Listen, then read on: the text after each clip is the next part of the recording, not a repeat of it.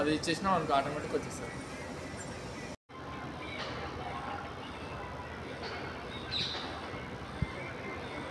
PTC అన్న video PTC పెట్టు.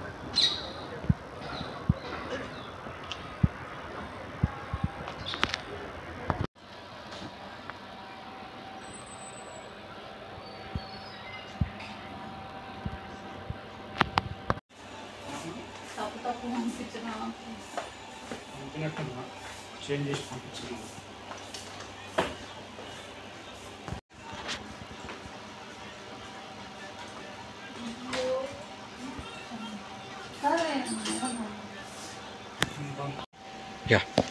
తూర్పు మధ్య బంగాళాఖాతంలో ఏర్పడిన ఉపరితల ఆవర్తనం మనకి ఇప్పుడు ప్రస్తుతానికి అల్పపీడనంగా కొనసాగుతూ ఉంది.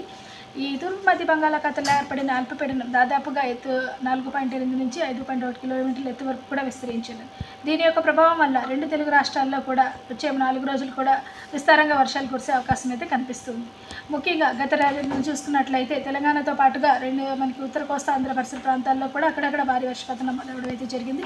తెలంగాణ చూసుకున్నట్లయితే కొన్ని చోట్ల మనకి మోస్తరు వర్షపాతం అయితే నమోదవడం జరిగింది. ఈ అల్పపీడన ప్రభావం ఈ అల్పపీడనం మనకి పశ్చిమ అంటే వెస్ట్ నార్త్ వెస్ట్ వర్గం ఉత్తర కోస్తాంధ్ర మరియు ఒరిస్సా పరిసర ప్రాంతాల్లో తీరం దాటే అవకాశం అయితే కనిపిస్తుంది.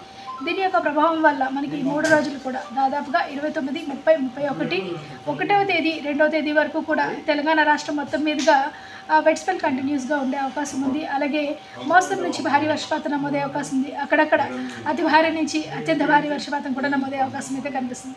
ముఖ్యంగా అది అలర్ట్ ఉత్తర ఈశాన్య జిల్లాల మీద ఎక్కువగా ప్రభావం చూపించే అవకాశం అయితే కనిపిస్తుంది. మనకి రేపటి నుంచి మనకి ఉత్తర ఈశాన్య తెలంగాణ జిల్లాలో భారీ నుంచి అతి భారీ వర్షపాతం నమోదే అవకాశం ఉంది. ఎల్లుండి అక్కడక్కడ మనకి అత్యంత భారీ వర్షపాతం కూడా నమోదే అవకాశం అయితే కనిపిస్తుంది.